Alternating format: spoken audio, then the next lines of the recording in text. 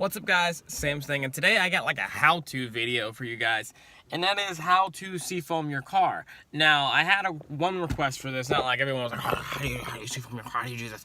One person asked me, how did you seafoam your car, and I thought I told him I can have a video up in a couple days, and here I am now. I did forget about it for a little bit, but yeah, I'm going to show you how to seafoam your car, and this can apply to pretty much any car.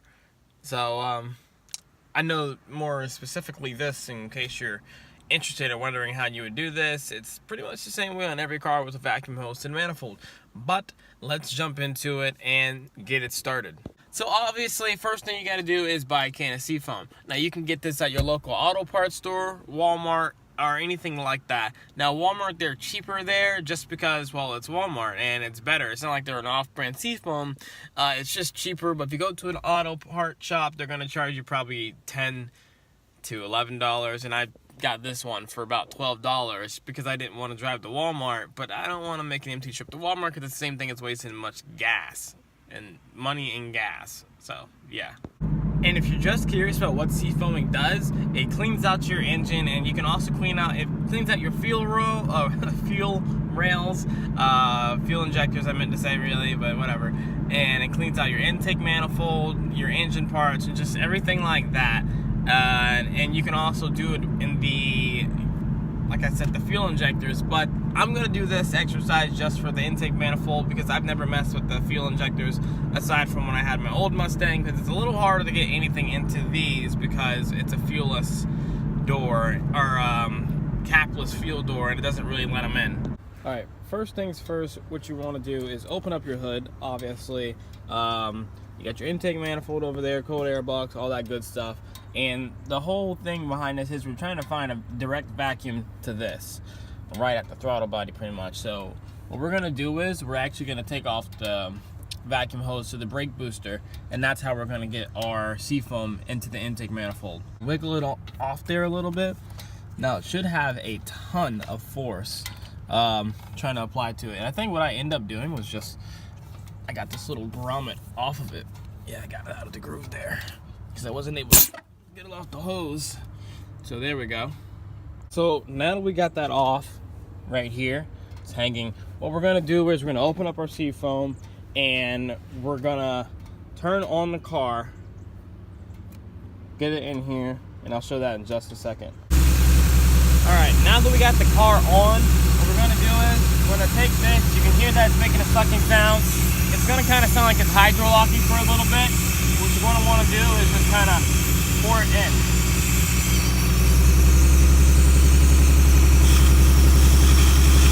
Now you can hear it sound a little different here, but don't worry about that. Just don't pour it in too fast. You don't wanna hydro-lock the engine or anything. I'm not sure if you can do that with Seafoam, but you never know.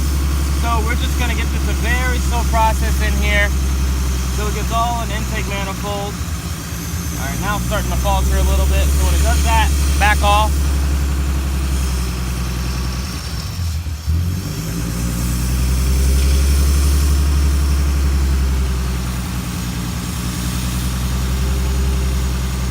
All right. And just continue this process until the whole can is empty. So now that we've got our Seafoam in the car, it's advised that we let it sit for at least 10 minutes or so. So we're gonna fast forward this video so it gets all in intake manifold and everything. You can choose 5 minutes. You wanna be safe. You want it to clean really, really good. Let it sit for a little bit and then start the car right back up. And we'll see you here in just a minute. So now we're gonna start the car up and we're gonna give it a little slight revs, and you're gonna see some putt-putt out the back there. That's completely normal, it's fine. It's gotta get the Seafoam flowing through the system first, and that's it. Just do some simple revs, nothing crazy at first. Let it filter through. It's gonna sound like a GT or an 8-cylinder at first, but that's just because it's a little choppy.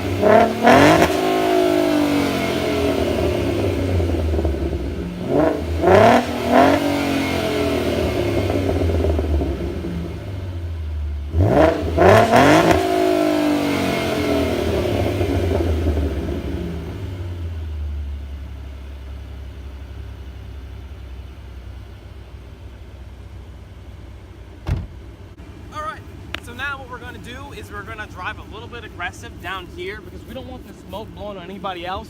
But we have to filter through the system still. So let's get started.